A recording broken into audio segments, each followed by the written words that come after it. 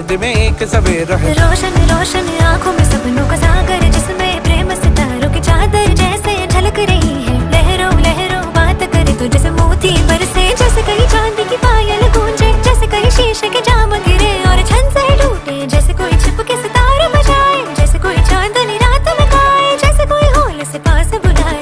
कैसी मीठी बात थी वो, कैसी मुलाकात थी वो, जब मैंने जाना तो नजरों से कैसे पिघलते दिल और आरज़ू पाती है कैसे मंजिल, और कैसे उतरता है चांद ज़मीं पर, कैसे कभी लगता है स्वर्ग अगर है तो बस है यहीं पर। उसने बताया मुझे और समझाया मुझे, हम जो मिले हैं हमें ऐसे ही मिलना था, गुल जो खिले उन्हें ऐसे ही खिलना था। जन्मों के बंधन जन्मों के रिश्ते हैं, जब हम जन्मे तो हम यही मिलते हैं। कानों में मेरे जैसे शहद से खुलने लगे ख्वाबों के पर, जैसे आंखों में खुलने लगे ख्वाबों की दुनिया भी कितनी हंसी और कैसी रंगी थी। ख्वाबों की दुनिया जो कहने की थी पर कहीं भी नहीं थी। ख्वाब जो टूटे मेरे, आँख जो खुली मेरी, होश जो आया मुझे, मैंने देखा मैंने जाना वो जो कभी आया था।